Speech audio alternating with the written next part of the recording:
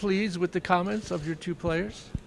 Yeah, absolutely. I mean, that's their first response. This is their first real main responsibility externally in terms of addressing the media about this team that they're now in charge of. And I thought they were eloquent, articulate, and pretty spot on with where we are and where we need to be. So really proud of them, as I have been all year so far. You lost such a great senior class. How are things different? How's preseason going? Yeah, with this group. Yeah, this is a totally different team. It's as my players alluded to, it's the same program and the same leader in charge of it. So there's a lot of similarities. But it's a year I've probably had more fun coaching this team than I remember even having fun playing on any team. I mean, this has been a really fun team to coach, and in part because there's so much eagerness and so much. I think they lovingly said goodbye to their seniors, and now there's a lot of time to be had. And so the level of focus. They also know they need me, so they're totally dialed in. They are really focused on winning the day, and we're going to play the game very differently because we're a very different team now, and so everything's new. So there's really no freshmen and there's no seniors. We're all in it as a group, kind of at the same spot. And it's so rare in collegiate athletics, and it's a unique experience that we're enjoying very much. Are you now the hunter instead of the hunted, or do you not look at it that way? It's a great question. I've been talking to some coaches in the department who are now on the hunted side, and they say, gosh, I'd love to talk about what it's like to be on the hunted side. And I sort of say, I think once you're wearing Princeton across your chest, you're always hunted. It's sort of like when Duke lost to Lehigh in the first round of the tournament a couple years ago. I think that no matter where Duke men are, they're always the hunted, right? And so I think, there's an element of our program that we want to be hunted, and we know that beating Princeton means something to everybody on our schedule. And similarly, it's as we're playing for Princeton, we're playing for the tradition and culture and program all the time. And so there's a level of excellence that we expect, and we'll play to that regardless of where that puts us. Do you think, is this a bigger challenge than you've had in terms of what you're trying to replace? Because even I think in 13, you still had like half the points were there. Yeah. Whereas this one, you really lost 92%. Tons of points. Yep. And stuff. So talk about like why this challenge is yeah, greater maybe than anything you've had. Yeah, this is a different challenge externally, I think, for sure, in terms of trying to gain experience quickly without experience, and so you're doing that in practice, you're doing it with how you train. But, there's challenges to being a team that has some pieces that have been playing for a long time, right? Your voice starts to wear off.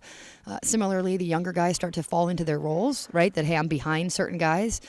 This team is a totally different challenge in a way that some things are much easier and some things are going to be much harder. Game days, not knowing who's going to be the one you can count on all the time.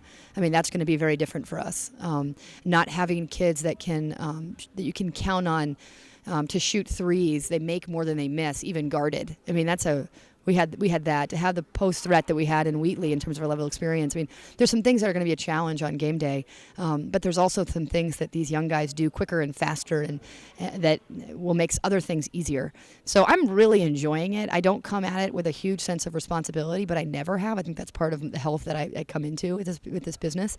My job is to get this particular team as good as I can on and off the court, and that's given us a lot of wins here. And I think we'll do the same this year. I don't know how quickly, I don't know how soon, I don't know how often, but it will happen.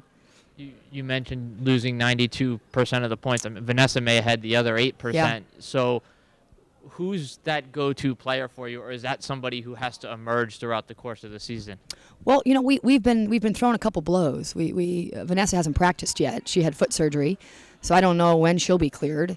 So we're sort of without Vanessa. And then we've got another one of our projected best players is out. We're finding out soon for how long, but that could be a significant loss for us. So we're sort of been handed a few things that are external that are like, man, this is going to be an added challenge. But, we've played in Australia 5 games. We obviously scrimmaged Temple this weekend. We've got some really good returners. We have some really good freshmen. We might start 1 or 2 of them. We have a lot of really good players. They're people that you guys don't know about yet. And so I don't yet know because I got to figure out who's playing where based on some of these injuries that we're having. But I don't feel bad about the talent that I'm working with for sure. Which returners have made the biggest jump from last year to this year, would you say? I think one of our very best players, Kalea Ismail, the wing from Baltimore. Tia Waleji is probably our most consistent threat on both ends, offensively and defensively. Again, I haven't seen Vanessa yet; she hasn't been on the floor. Taylor Brown has taken over her spot as the point guard with some more level of concentration and execution. And then Jordan Muhammad. Sydney Jordan has started every game she's played so far, at least of these scrimmage, and then Australia. So that sophomore class has just been gigantic for us, and we knew that, but they were freshmen last year. Leslie Robinson is the Leslie that y'all have always loved, but she's much better shape now. So she's bigger and stronger and faster than she's ever been. So there's a lot of names there, but Tia and Kalea on the wing, Leslie and Sydney at the 4 spot, Jordan Muhammad and Taylor Brown at the guard spot. Bella Allery, the incoming kid, might be our best player. So yeah, we're still figuring it all out on where everyone's going to end up once we figure out our injuries. You mentioned Bella, but other freshmen, are there other Yeah, freshmen I mean, that may step up? So one is out with a season-ending injury, which was a real loss for us. And then 3 others, Sarah Lewis, she'll get time for sure in the post spot. She was us in Big 12s. We're after her. And then Jordan Stallworth down from Atlanta.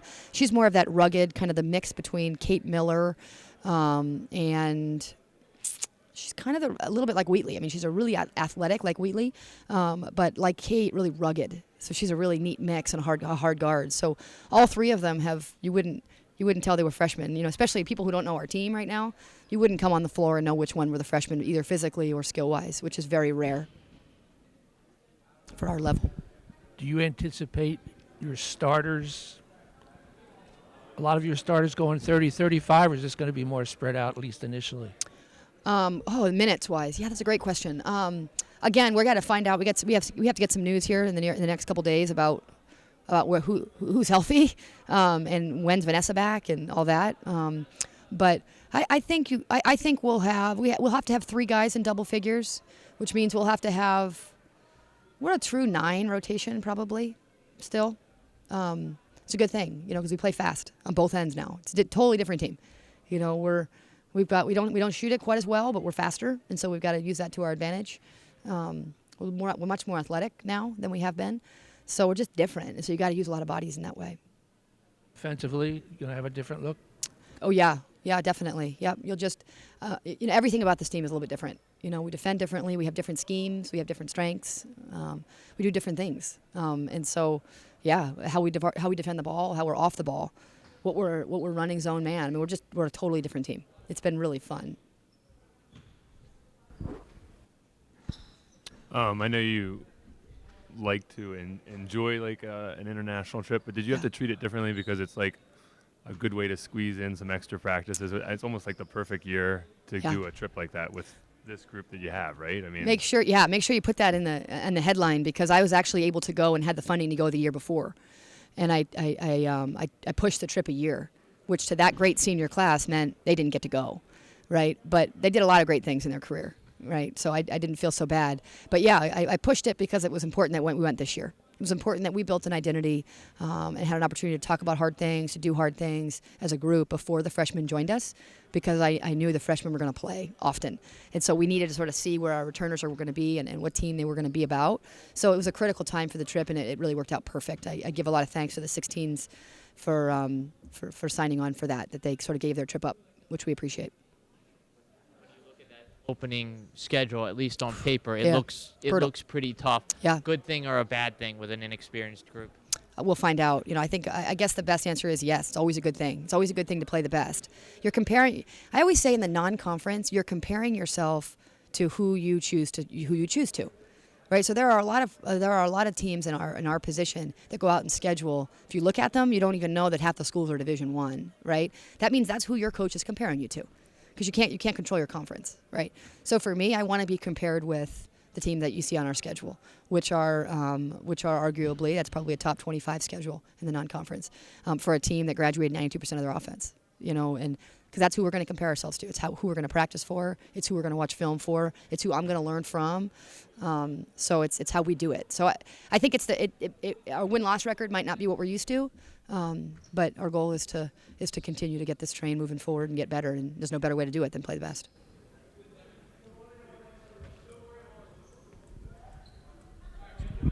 I bet you need, more out of the leaders that we had up here and you and stuff with having so little experience on the court. I mean, how does that affect the dynamic of how you guys are going to be put together?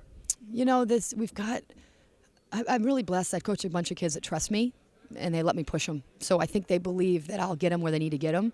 And I've just told them all I need from you guys is to just come with the mentality you're going to win the day. And some days we'll be more focused on one end or one drill or one part of the ball or one part of our scheme, or some days will be a lot harder than other days, and it's all part of the design. Just win the day, and it's my job to ensure that we're progressing at the right pace.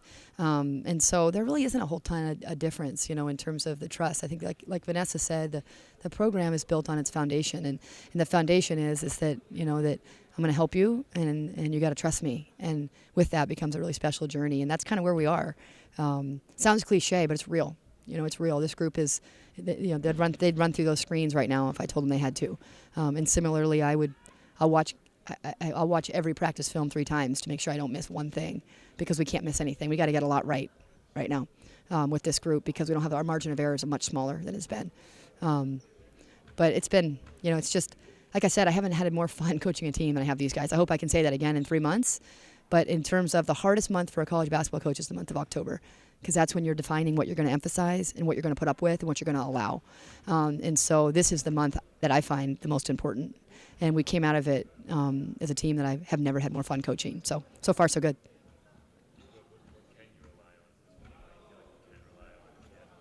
I can rely on their coachability. I can rely on them to stay engaged to what I'm asking them to do. I can rely on their heart. These guys are total fighters. I mean, we have a black eye. We could have 2 kids out for a season-ending injury. I mean, these are just in practice. I mean, these guys are battling, and so there's a sense of my fighters are they're my fighters for sure. They also play the game with a little bit more joy than we've had. We're not so businesslike. We're a little bit more youthful, and that's probably fits my personality a little bit more. What has to happen in practice for them to not win the day? I think it's if they're drilling more than getting better, right? And so it's so easy to do what you like to do and do what you do well. And so if it's talking on the defensive end, it's easier to get stops than it is to talk through them. And so we really drill by drill make sure they understand that we're getting better. We're not just exercising. When you practice 112 times a year, it's pretty easy to get into to exercising. I have them we go in and watch film in the middle of practice sometime. I mean, we're just constantly making sure that they're understanding that the process steps are critical. And we're not glazing over anything. These are all details now are critical. So they've, I show them the practice schedule before every month, and they determine if these are the right days to take off. I mean, they're very much a part of what we're trying to do, and they've been all in. It's been fun. Help them as well to be dealt with an experienced press corps, right? With an experience, what? Press corps? Yeah, exactly. Yeah, these guys probably never met you guys. I mean, that's what I'm dealing with. It's pretty fun.